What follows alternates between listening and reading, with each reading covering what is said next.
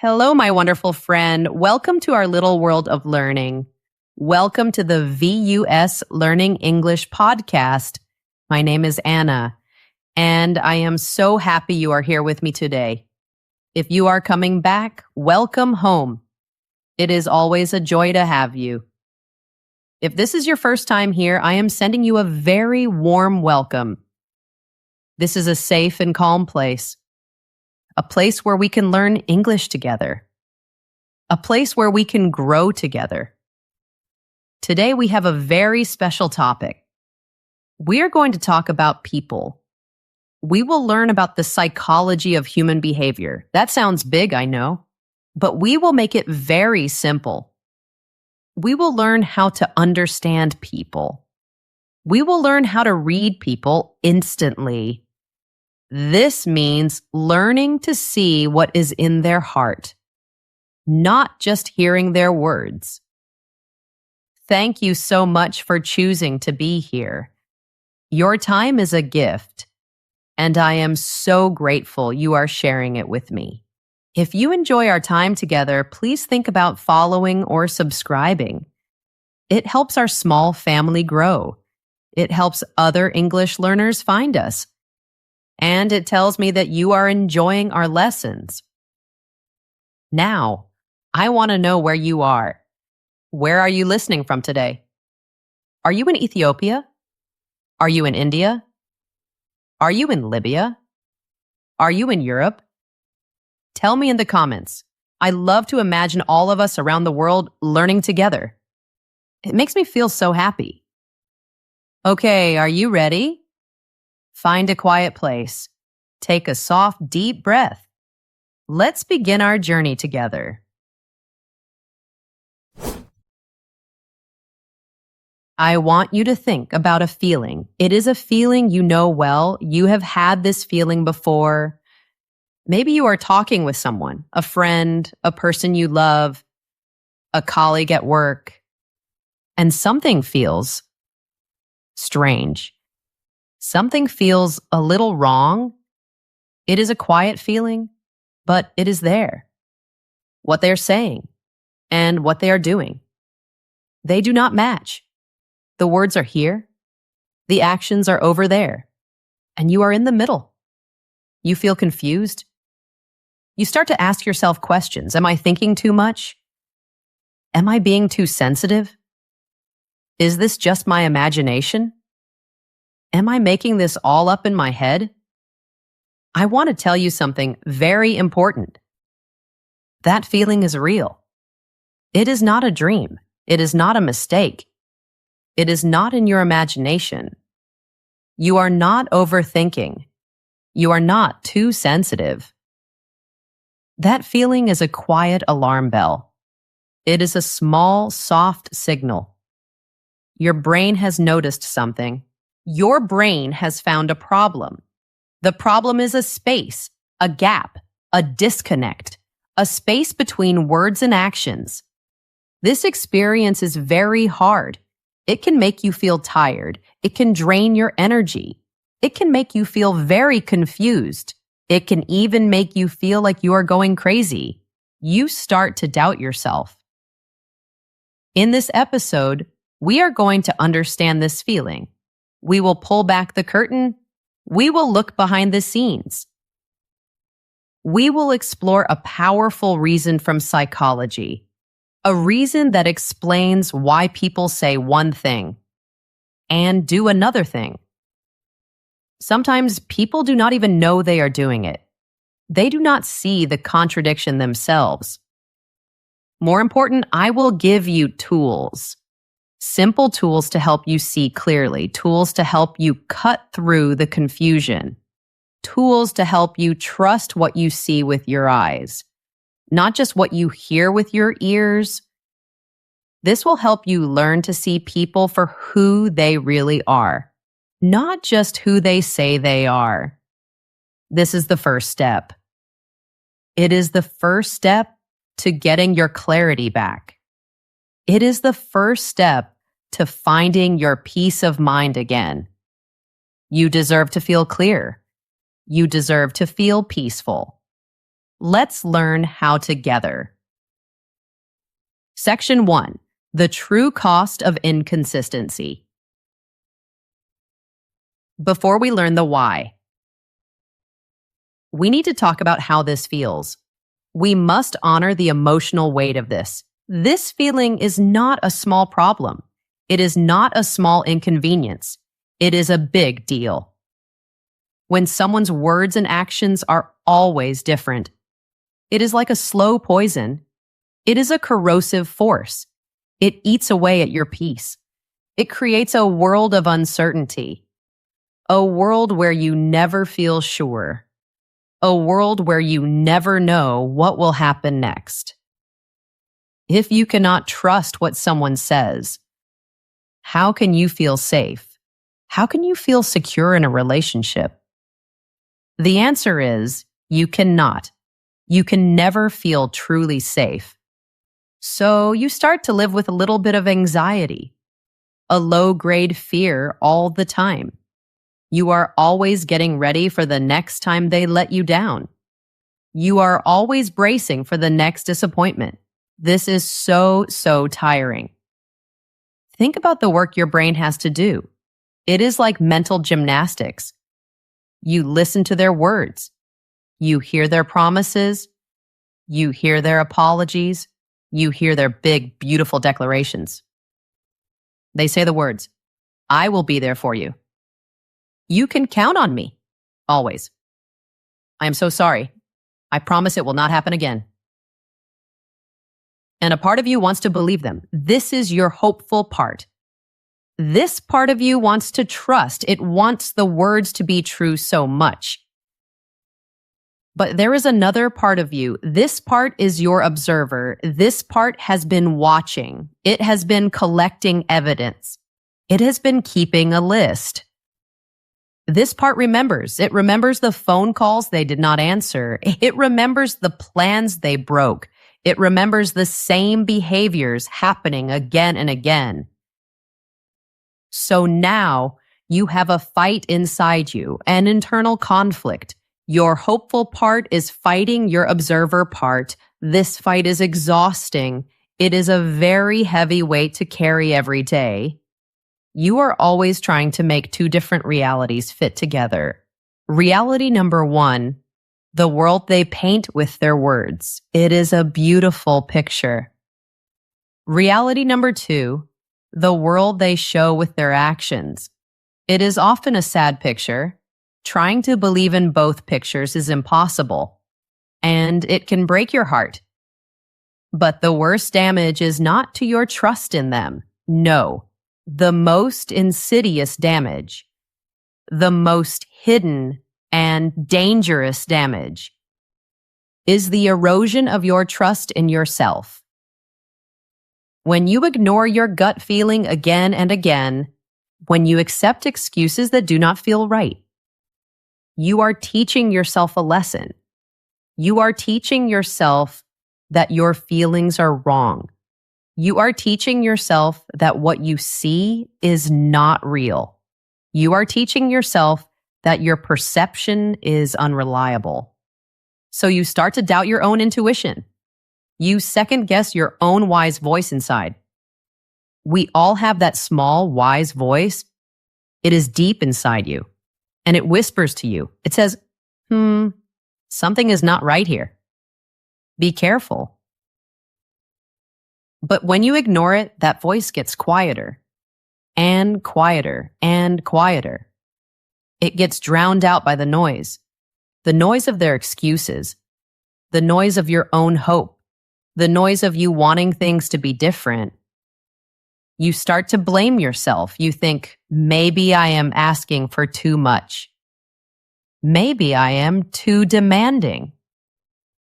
Maybe I am the one who is wrong. Maybe I am just too sensitive. This is a very dangerous cycle. It is a loop that goes around and around. It can make you lose your self-esteem. It can make you feel small and worthless. Have you ever been in that place? Have you ever been caught in that loop? Hearing the same promises, seeing the same results, and feeling a little more lost each time, feeling a little more confused, feeling a little more alone. This is not just about them letting you down. It is about feeling like you are letting yourself down. You feel like your own judgment is failing you. Our minds like what is familiar. Our minds like what they know. Sometimes our minds can lead us back to patterns that hurt us. It does this simply because the pattern is recognizable. The pattern feels like home, even if it is a painful home. There is a strange idea. The idea is that familiar pain can feel safer than unfamiliar peace. The pain you know can feel less scary than a peace you do not know. Or, the devil you know feels safer than the angel you don't. This explains why we stay in situations that are not good for us. We may subconsciously choose the pain we know.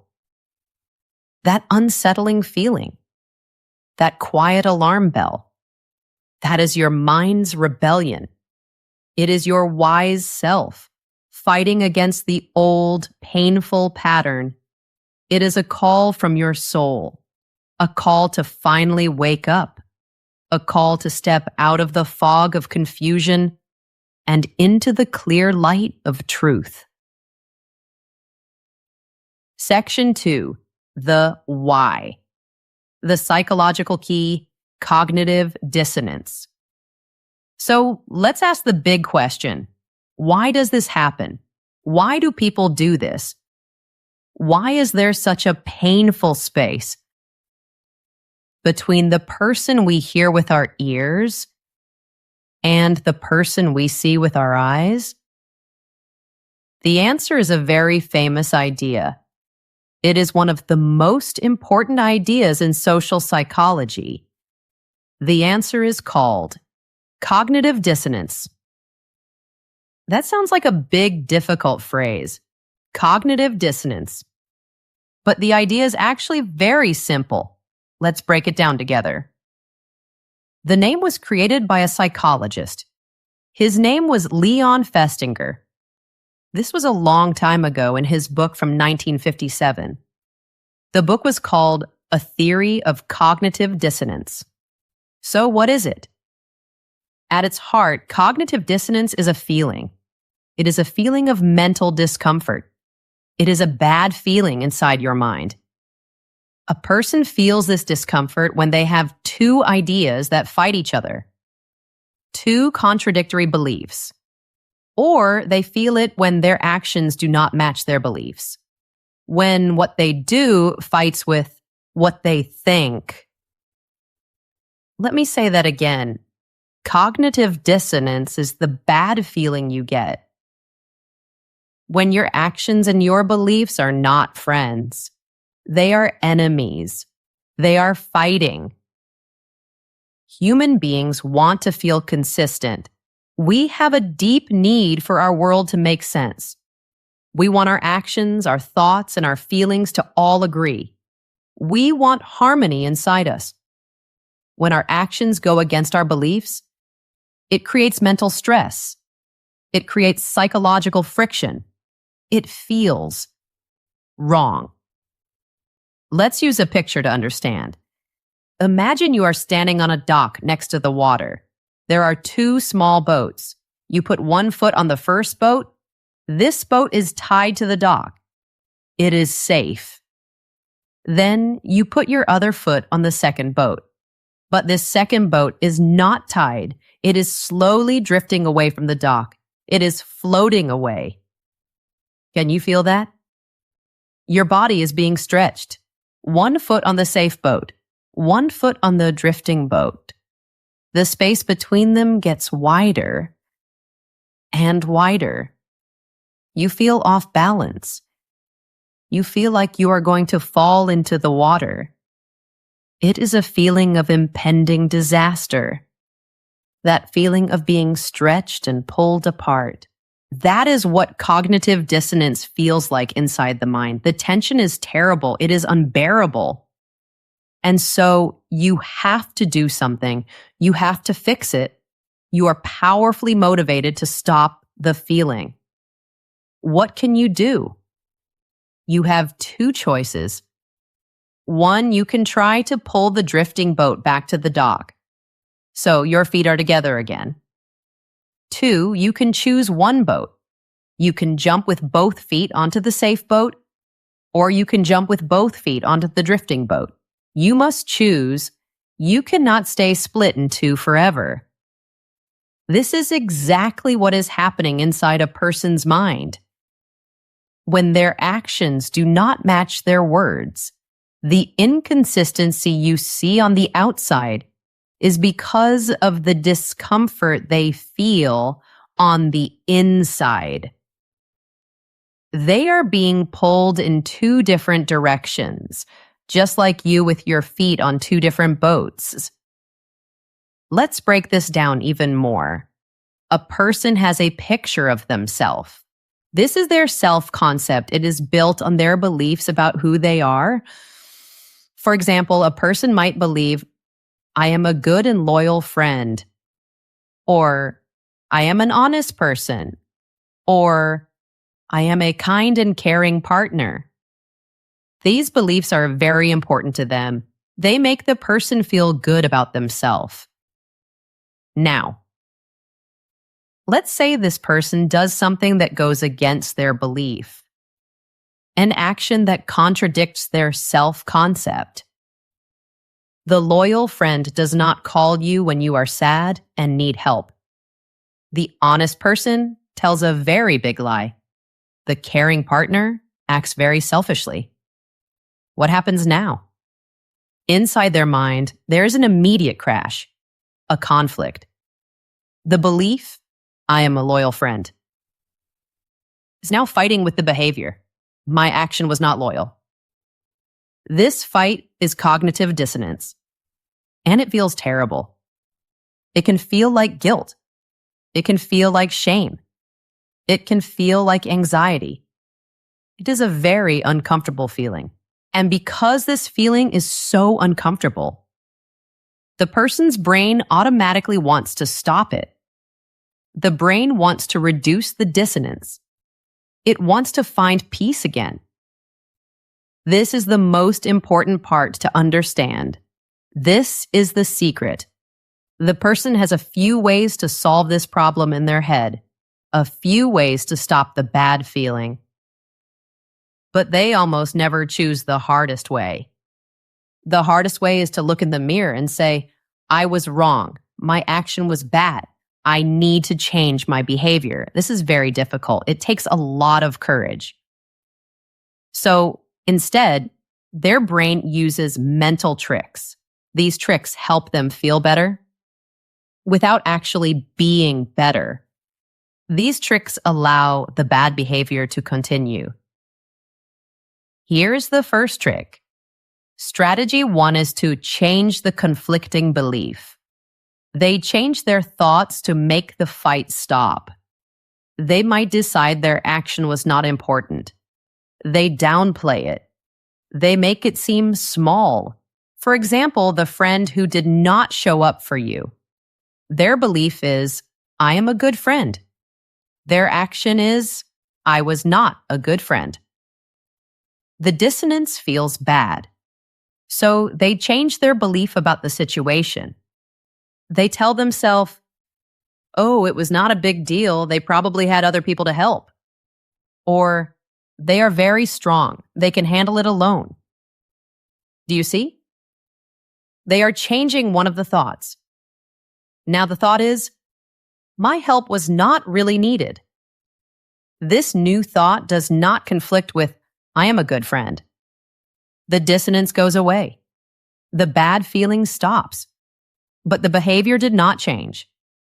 Here's the second trick. Strategy 2 is rationalization. This is a very, very common one.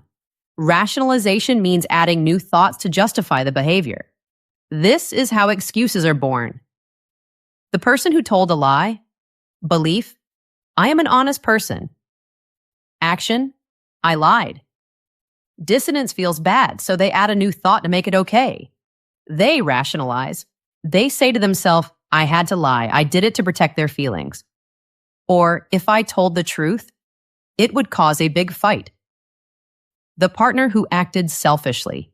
Belief, I am a caring partner. Action, I was selfish.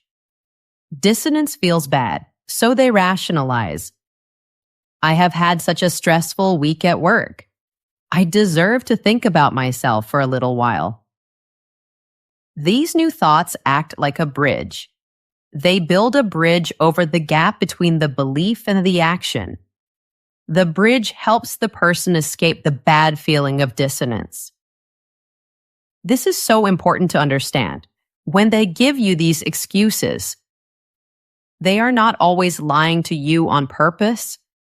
In a very real way, they are lying to themselves. They are telling themselves a story that makes them the hero again, a story that brings back their own internal peace. And here's the third trick. Strategy 3 is to simply ignore or deny the information. They just push the problem out of their mind. They refuse to see the contradiction. They put it in a box and lock it away. This is why you can sometimes talk to a person. You can give them clear, simple, undeniable evidence. You can say, you said this on Monday, but you did this on Tuesday. These are different.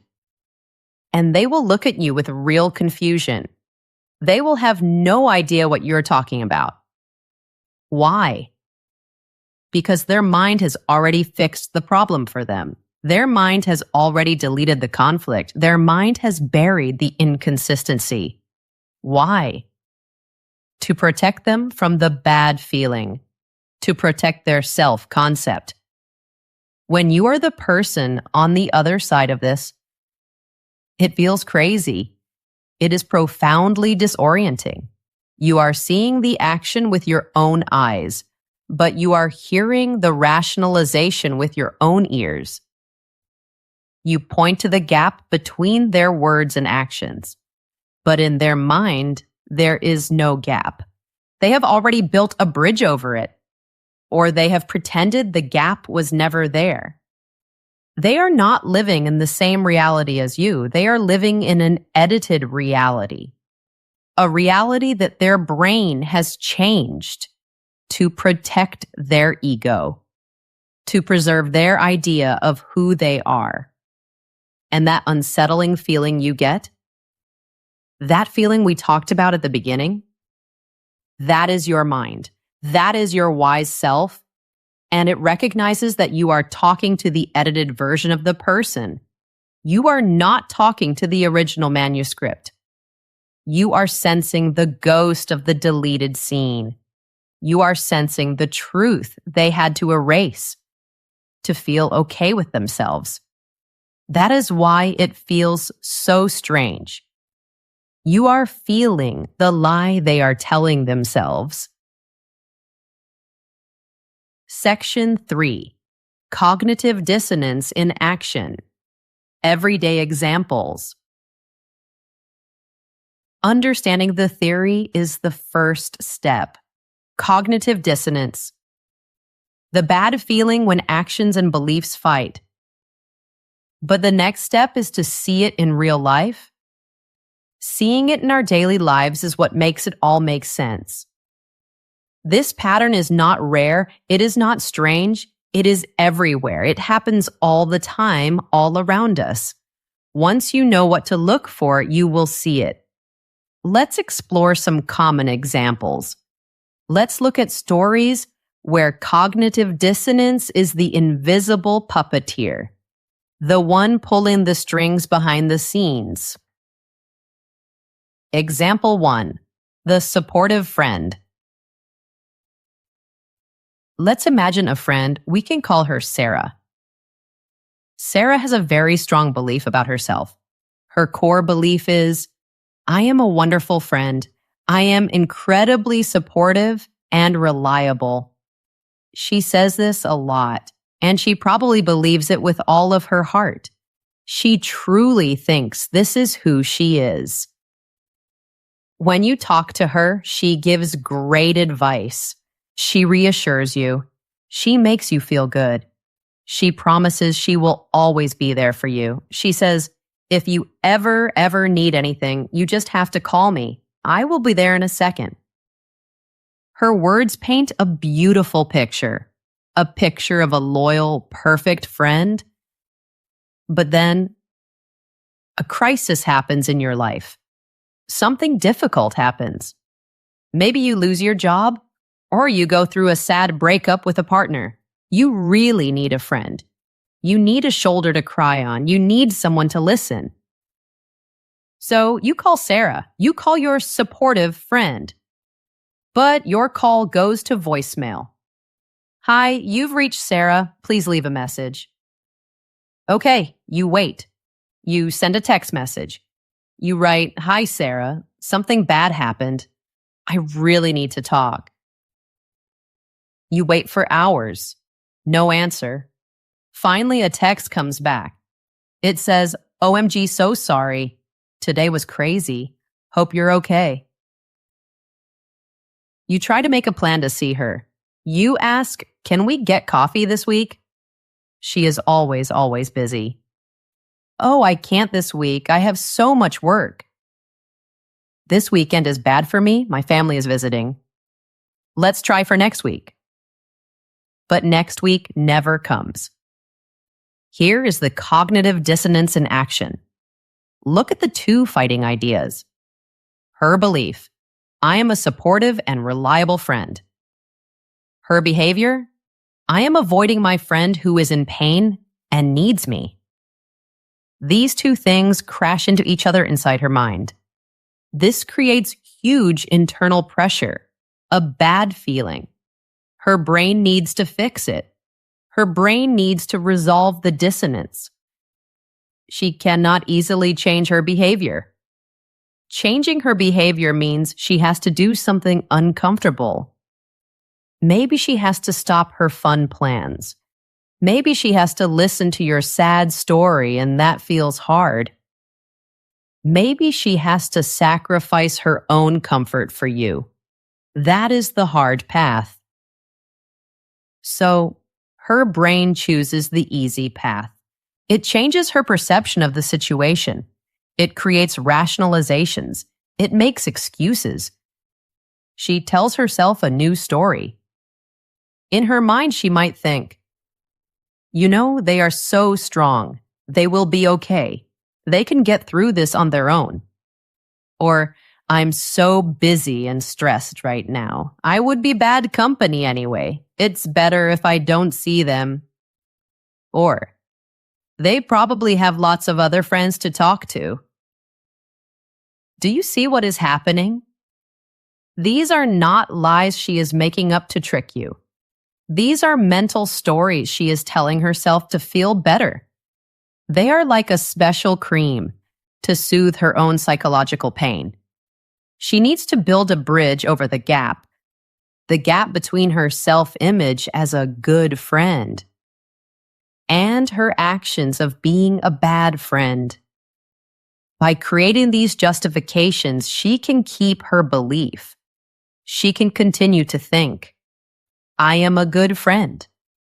And she can also continue her behavior of avoiding you. The dissonance is gone. She feels better about herself. So when you finally talk to her, maybe a week later, she will sound so sorry, genuinely regretful, because in her new edited reality, she is still a good friend. She was just a good friend who was stopped by crazy circumstances. But you are left with the real memory. The memory of your phone call not being answered. The memory of being alone when you needed a friend. You are left with the unsettling feeling of her absence. Her words said one thing. Her silence said the truth. Example 2, the team player colleague. Let's go to a different place. Let's go to work. Let's meet a man named Mark. Mark's professional identity is very important to him. He has built his career on being a team player. He wants everyone to think he is great at collaboration. In meetings, he is always the first one to talk about teamwork. He uses words like synergy and collaboration and us. He says things like, "We're all in this together." There is no I in team. His words create an image of a helpful, selfless colleague. But then, a big, important project starts. A high-stakes project. Everyone is working hard, and suddenly Mark's actions start to tell a different story. He has some key information that the team needs. He does not share it. He keeps it for himself. A junior colleague, a young person on the team, has a great idea. In a meeting with the boss, Mark presents the idea as his own. He quietly takes the credit. Later, someone makes a mistake on the project. The boss is not happy. What does Mark do? He subtly, cleverly points the finger at someone else. He says something like, "Well, I was not in charge of that part of the project. I think Susan was." His actions are all about himself. They are entirely self-serving. The cognitive dissonance here is huge. It is glaring. The belief is, I am a team player. The action is, I just hurt my team to help myself. The psychological discomfort must be very strong. His brain needs to fix this bad feeling. He cannot just admit to himself, I am selfish. No, that would destroy his professional self-concept. That would shatter the image he has of himself. So instead, his brain will rationalize. It will create excuses. He might think to himself, I had to take that idea. The junior person was too shy. They were not presenting it well. I did it for the good of the project. Or he might think, this is a tough business. It's a competitive world. If I don't look out for myself, who will? I am just being smart. He builds a story, a narrative. In this new story, his selfish actions were actually good. They were necessary. They were strategic. This new story allows him to keep being selfish, while also keeping his self-image. His image of being a smart, effective team player. He feels better. The dissonance is gone. But his colleagues, the other people on the team, they are left with that unsettling feeling, that feeling of distrust. They are watching a man whose actions always betray his words. They hear the team player, but they see the solo player. And it is confusing and frustrating. Example 3. The committed romantic partner. This last example is often the most painful one. It happens in love, in romantic relationships. Imagine you are in a relationship with someone. This person says all the right things, all the beautiful words you want to hear. They tell you, I love you. They say, you are the one for me. They say, I see a future with you and only you. The words are like a blueprint for a beautiful house, a blueprint of commitment and love and a future together. It is a wonderful dream. But their actions are like a pile of broken bricks, a pile of rubble. They do not match the beautiful blueprint at all. They are emotionally distant. They seem far away, even when they are next to you. They are flaky with plans. They cancel at the last minute. They are secretive with their phone. They hide it from you. When you try to talk about the future in a real way, in concrete terms like moving in together or getting married, they change the subject. They get evasive. They avoid the conversation. They say they want a serious, committed relationship, but their actions show a deep, deep fear of real commitment. The conflict here is very deep. It is profound. The stated belief is, I am committed to this person and our future. The behavior is, I am actively running away from true intimacy and commitment. This kind of dissonance is often because of fear. A fear of being vulnerable, a fear of being trapped, a fear of being hurt. But they cannot admit this fear, not to you and not to themselves, because admitting the fear would mean their loving words are not the whole truth. It would create a huge amount of cognitive dissonance. So what does their brain do? It rationalizes. It makes excuses. They say things like, I'm sorry I seem distant. I've just been so stressed with work lately. Or, why rush to talk about the future? We have plenty of time. Let's just enjoy right now. They create a world of excuses.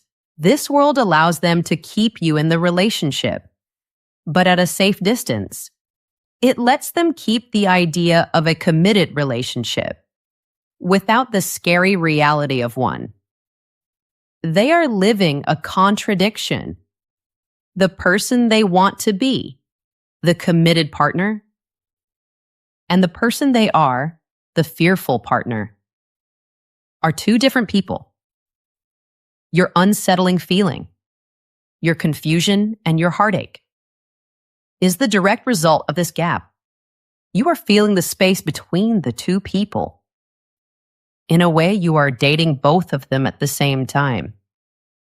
The dream person they describe with words, and the real person they show with actions. And trying to love two different people in one body is tearing you apart. Take a gentle breath. We have talked about a lot. The friend who is not there. The colleague who takes credit. The partner who is afraid. If these examples feel familiar, if they are hitting close to home for you, it means you are starting to see the pattern. You are starting to connect the dots. This understanding is the first, most important step. It is the first step toward clarity.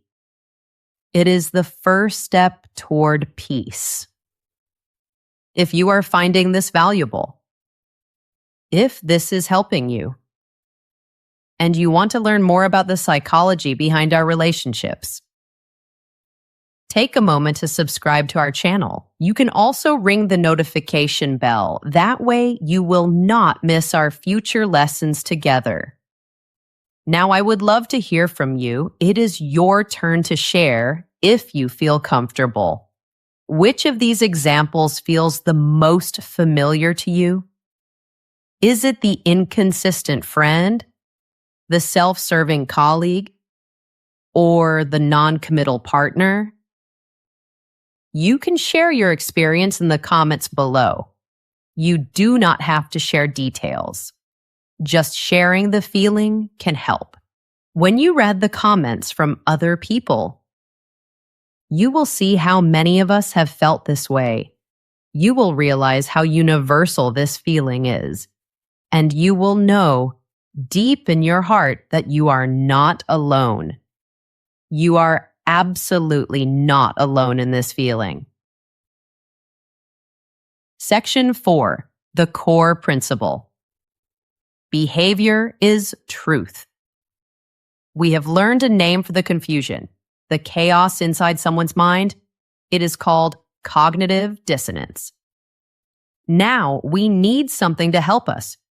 We need a compass, a reliable tool to help us navigate the world of people. We need a principle that is so clear, so simple, so true, that it can cut through all the noise, all the excuses, all the rationalizations. That principle is this. Please listen closely. This might be the most important thing we learn today. Words are performances. Behavior is truth. Let's say it again together. Words are performances. Behavior is truth. What does this mean? People choose their words carefully. We all do. We use language to manage how others see us. We use words to protect our ego, our self-image. We use words to present a better version of ourselves, an idealized version, the person we wish we were. Words are cheap. They do not cost anything. Words are like our personal public relations team, our personal PR team. They spin a story, a beautiful story about who we are. Behavior, on the other hand. Actions. Behavior is the raw, unedited movie of our life. Behavior is the unfiltered footage. Our behavior comes from a deeper place. It comes from our true values. It comes from our real priorities. What is truly important to us? It is very hard to fake behavior for a long time. You can fake a few nice sentences. That is easy.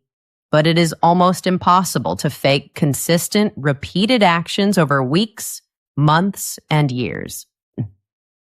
The space between what someone says and what they consistently do. That space is the most revealing thing about them. It tells you everything. It is the place where their true self leaks out. To truly understand people, you must become a student of their behavior. You must watch what they do more than you listen to what they say. This means changing your focus in two important ways. First, you must learn to prioritize consistency over intensity. Let's break that down. Intensity is a big, loud, exciting event. It is like a fireworks show. It is dazzling and beautiful and loud, and then it is over in a moment. A person can create intensity. They can give a very passionate, tearful apology. They can make a huge, grand, romantic gesture like buying 100 roses. They can declare their love and loyalty with so much emotion that you cry. This intensity feels very real. It can be incredibly convincing. It makes you think, wow, they really mean it this time. It makes you want to believe that this time, things will finally be different. But consistency is different. Consistency is not a firework. Consistency is the slow, steady drip of water. A single drop of water is nothing, but drop after drop, day after day. It can carve a hole in solid stone. Consistency is quiet power. So, ask yourself the real questions. The person who gave that big, passionate apology, did their behavior actually change in the next few weeks? Or did they go back to the same old pattern? The person who made the grand gesture with the roses, do they also do small daily things to show they care? Do they make you coffee in the morning? Do they ask about your day? A dependable person who shows up for you 7 out of 10 times is infinitely more trustworthy than an exciting person who shows up with fireworks only 2 out of 10 times. Do not be hypnotized by the big performance. Watch the small, boring pattern. The pattern is the truth. Second, you must understand that emotional reactions expose inner truth. When people are calm and relaxed, their words are filtered. Their PR team is working hard. But when they are under pressure, or when something unexpected happens, when they are triggered, their raw, unfiltered self comes rushing to the surface. Emotional reactions are usually not planned. They are spontaneous. That is what makes them so honest. Pay close attention. Watch what makes someone get very, very angry or very, very defensive. The reaction is often bigger than the situation, disproportionately angry. For example, you calmly tell someone no, You set a healthy, reasonable boundary, and they explode with rage. They yell and scream. You have just learned something very important about them. Their huge reaction is not really about your boundary. It is about their own fear. Their fear of losing control. Their fear of not getting what they want. Another example. You offer some gentle, kind feedback to a friend, and they become intensely defensive. They make excuses. They blame you. In that moment, you are seeing their insecurity in real time. You are seeing how fragile their ego is. Here is a rule. The stronger the emotional reaction, the closer you are to a person's hidden truth. The closer you are to their psychological core. This does not mean you should try to make people angry. No, of course not. Life will provide the tests for you. Life will bring the pressure.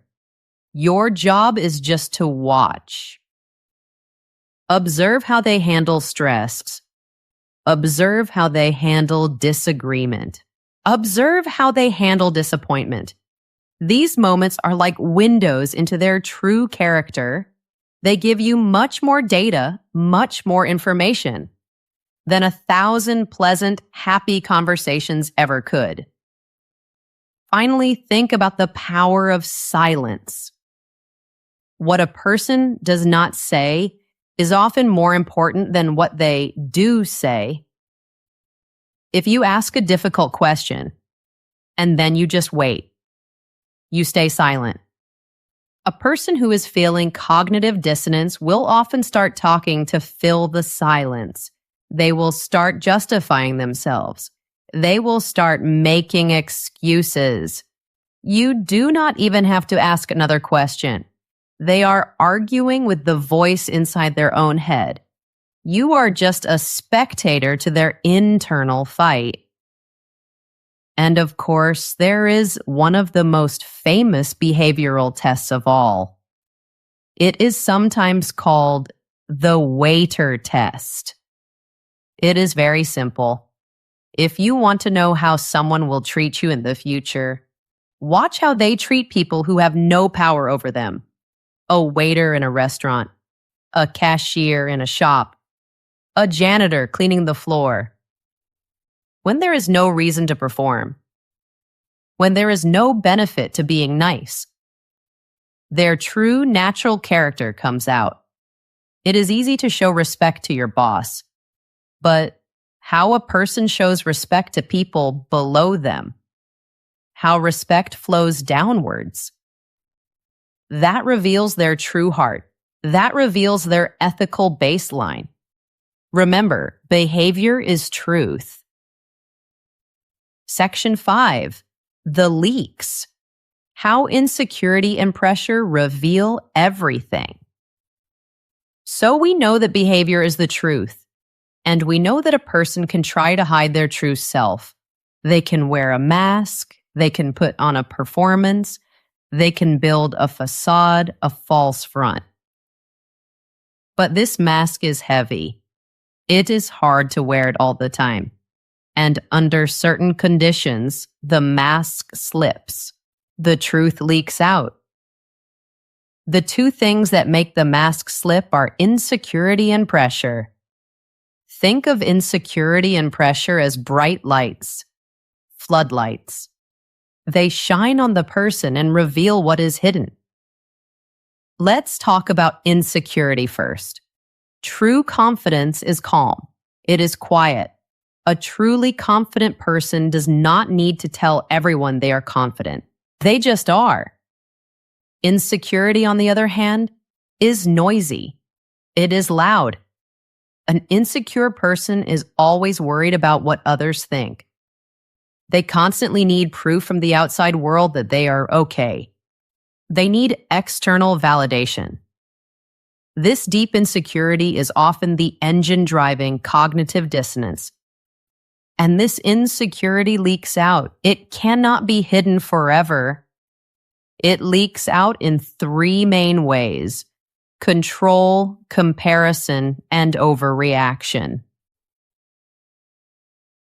First, insecurity leaks out through a need for control.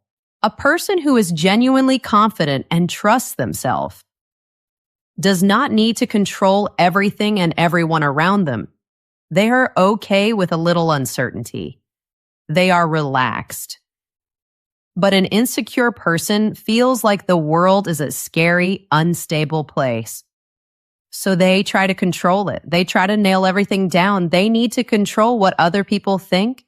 They need to control what other people do. They need to control the story, the narrative.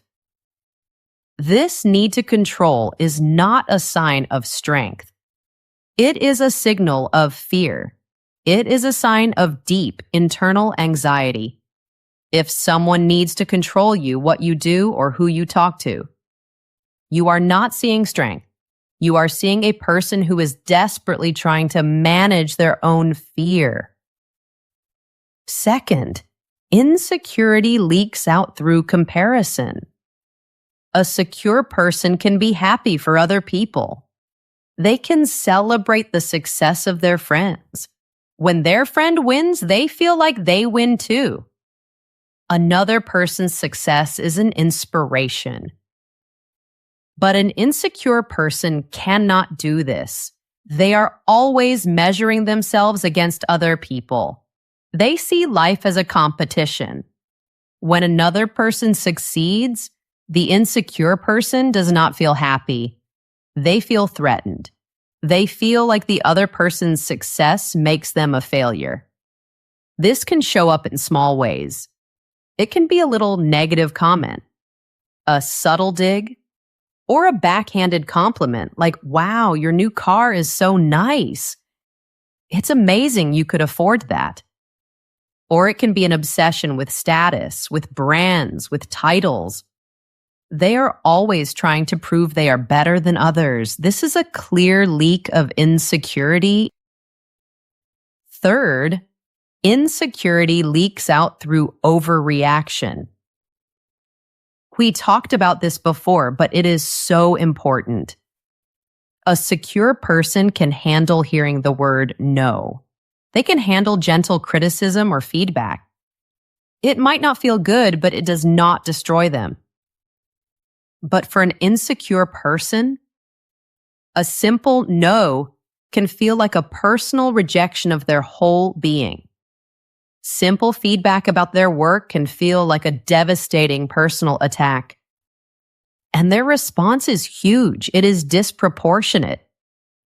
Sudden anger, intense defensiveness, giving you the silent treatment for days, the sudden cold shoulder. This big reaction is a direct measurement. It shows you exactly how fragile their self-concept is. It shows you how weak the foundation of their self-esteem is. Now let's talk about the other floodlight, pressure. There is a saying, pressure does not build character. It reveals it. When everything is easy and calm, most people can be nice. But what happens when things get hard? When a deadline at work is coming fast? When money gets tight? When a crisis happens, big or small? In these moments, our thinking brain can shut down. Our conditioned automatic reactions take over. Under stress, we do not rise to the occasion. We do not suddenly become a better version of ourselves. No. We default to our deepest level of training. We fall back on our most basic habits. This is the moment of truth. This is when you see the real person. When pressure is applied, what happens? Does the person take responsibility for their part in the problem? Or do they immediately start to deflect blame onto others? Do they communicate more to try to solve the problem? Or do they shut down, become silent, and hide? Someone who can stay calm and accountable under a little bit of pressure is probably a person you can depend on when things get really difficult. But someone who crumbles into dust, someone who creates drama and panic over a small inconvenience. That person is showing you exactly what to expect. They are showing you how they will act when the stakes are high. Pay attention to the leaks. Watch for control, comparison, and overreaction. And watch carefully how people act under pressure. The mask will slip, and the truth will be revealed. Section 6. Turning the mirror. Why we misjudge people. Until now, we have been looking outward. We have focused on the other person, their words, their actions, their inconsistencies. But now to see the whole picture, we have to do something much, much harder. We have to turn the mirror around. We have to look at ourselves. Seeing other people clearly is not just about observing them better. It is also about understanding our own minds. It is about seeing the internal filters that can change what we see. Our filters can distort our own perception.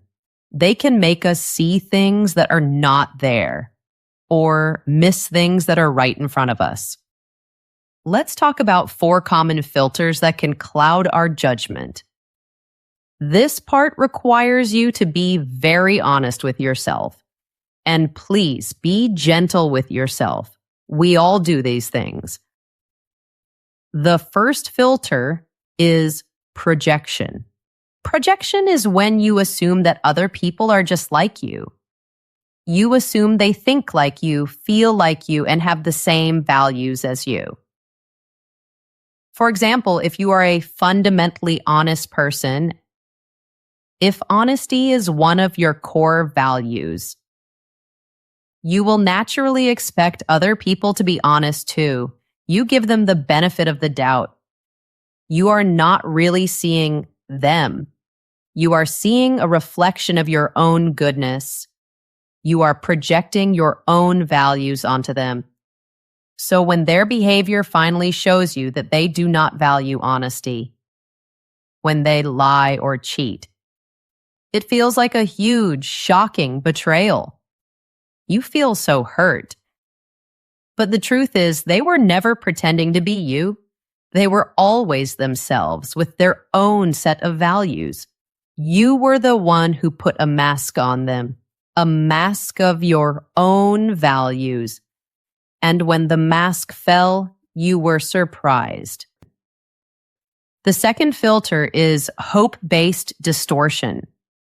This happens when you want something to be true so much. So badly. You want it so much that you start to bend reality to fit your wish.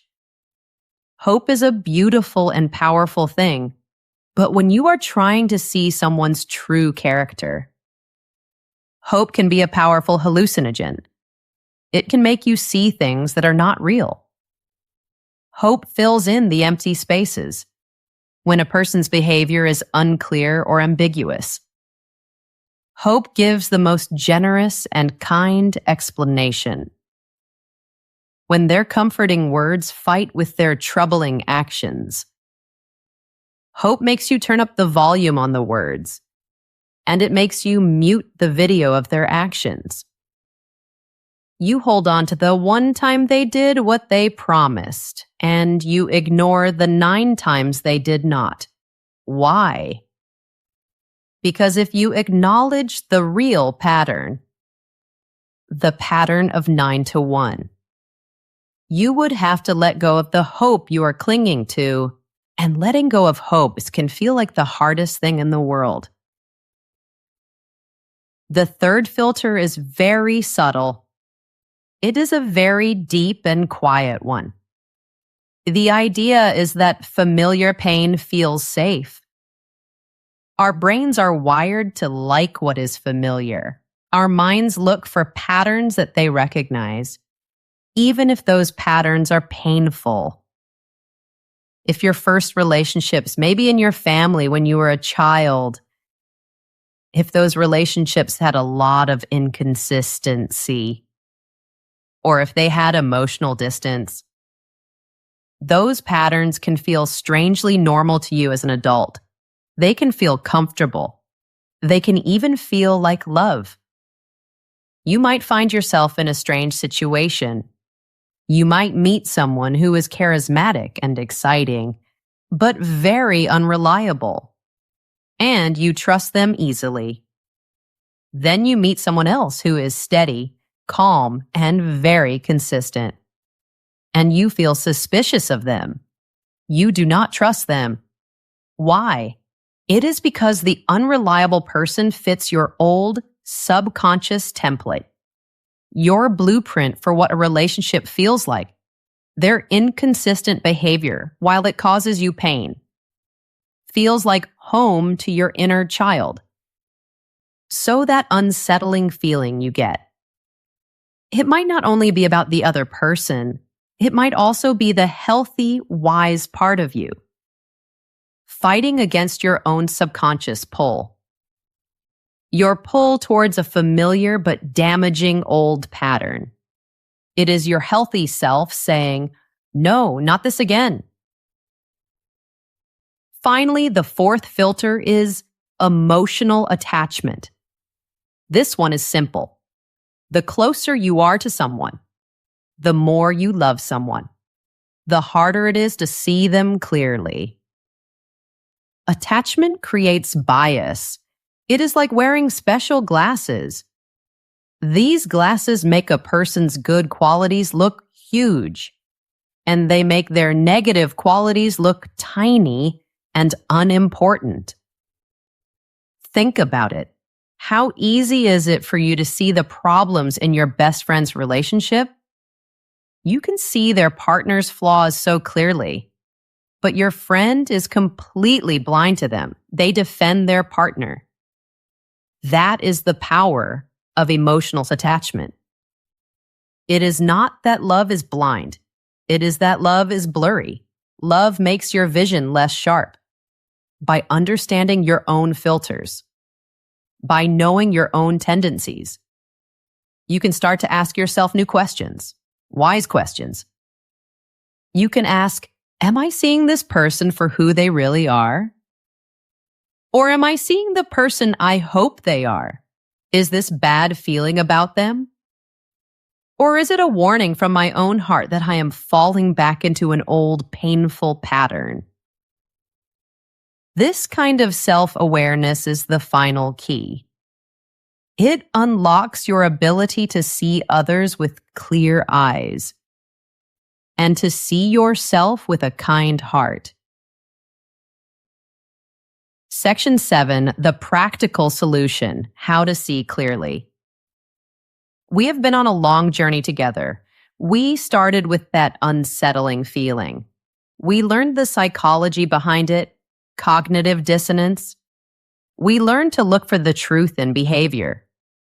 We learned about the leaks of insecurity and pressure. And we just looked in the mirror at our own filters. Now we arrive at the most important part. What do we do now? What is the practical solution? It all comes down to a set of simple, clear strategies. These strategies will help you change. They will help you move from being a reactor, someone who is always reacting to the drama, to being an observer, a calm, wise observer of life. First, you must practice the art of being the calm observer. Your goal is not to fight. Your goal is not to confront someone and say, "You have cognitive dissonance?" No, that will not work. That just makes people defensive. It invites more performance, more excuses, more rationalizations. Your power is in being quiet. Your power lies in simply watching. Watching quietly, without judgment, like a scientist observing nature. Observe what changes when a person is under pressure. Notice what stays the same across different situations. Look for the patterns. You are not looking for one single gotcha moment. You are not looking for one mistake to prove you are right. No, you are looking for patterns over time. Character is not shown in one big action.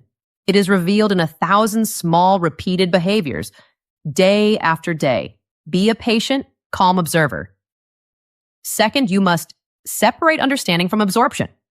This is a very important skill. It is especially important for kind, empathetic people. You can understand why someone does what they do. You can see, oh, their inconsistency is coming from their own fear and their own cognitive dissonance.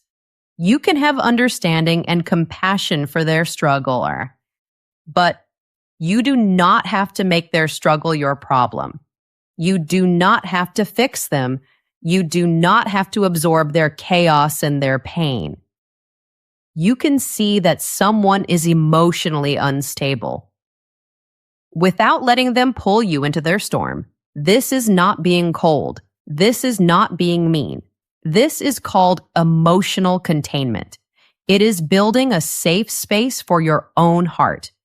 It is the ability to say silently to yourself, I see that you are struggling, and I have compassion for that. But I will not allow your struggle to become my struggle. I will not carry your heavy feelings for you. Remember this. Empathy without boundaries is self-destruction. You can be kind to others while also being kind to yourself. Third, and this is the most practical step, you must set boundaries based on observed patterns.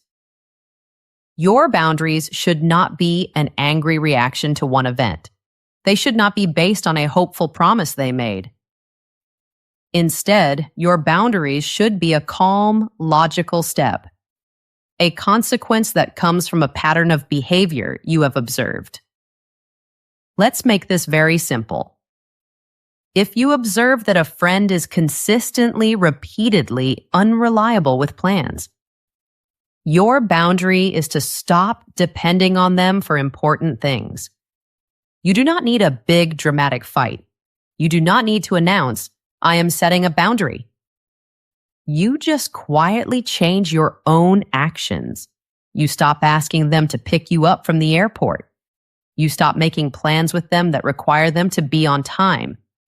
You adjust your expectations based on the data you have collected. The truth is, they are not a reliable person. So do not rely on them. It is simple. Another example. If you observe that a person always gossips about others, the data shows they cannot keep a secret. So what is your boundary? You simply stop sharing your personal, private information with them. You keep the conversation light and superficial. This is not about punishing them. It is about protecting yourself. It is about protecting your peace. This is the highest form of emotional intelligence. You are using the data you have gathered to build a safer, more stable emotional world for yourself. Your energy is your most precious resource. It is more valuable than money or time. By setting boundaries based on behavior, not on words, you stop wasting your beautiful energy. You stop investing it in people who have proven, through their actions, that they are not a good investment for your heart. That unsettling feeling you get about people is real. It is a true and important signal. It is a message from your own mind. Your mind has detected a crack, a fracture between the story a person tells and the life they actually live. We have learned that this crack is often caused by a hidden stress, the internal stress of cognitive dissonance. It is their private struggle, the struggle to match who they want to be with what they actually do. But knowing the why is only the first part of the journey. The real power comes after that. The true power comes from accepting one simple, profound principle. Behavior is the only truth you can rely on. Words can be a beautiful dream, but actions are the sober light of day. Actions show you the reality. By learning to be a calm observer, by choosing to value consistency over intensity, and by recognizing your own filters that can blur your vision, you give yourself the greatest gift, the gift of clarity. The goal of all this is not to become a negative or cynical person. It is not to build high walls around your heart and trust no one. No, it is the exact opposite. The goal is to learn where to build your bridges. The goal is to gain the wisdom to know who is safe, who to trust with your heart, who to let into your inner world, and how much of your energy to invest in them. It is about trading the exhausting anxiety of confusion for the quiet, calm strength of clarity. So please, trust that feeling, that quiet, unsettling feeling. It is your intuition. It is your internal guidance system. It is built from all of your life experiences. It is your subconscious mind recognizing a pattern. It is the wisest part of you, and it is speaking a language that is older and deeper than words. Listen to it, honor it, and let it guide you. Let it guide you toward people whose actions and words live in peace together, whose life is a harmony, not a conflict. And most of all, let that feeling guide you back home. Back to the most important person you can ever learn to trust. Thank you. Thank you for sharing this time with me today. We have explored a very deep topic. Remember the main lesson. Behavior is the truth. Watch what people do more than what they say. And trust that quiet feeling inside you. It is your friend. It is your guide. Learning to see clearly is a skill. And like any skill, it takes time and practice. Be patient with yourself. Be kind to yourself on this journey. You are learning and growing every single day. And that is a beautiful thing. Keep going. You are doing wonderful work. Thank you from the bottom of my heart for listening. Your presence here means the world to me. If this episode helped you, please consider giving it a like or a follow. It is a small click for you, but it makes a big difference for our podcast family. And please feel free to leave a comment. Your thoughts and stories make this a true community. Until we meet again, take good care of your precious heart. See you next time, my friend.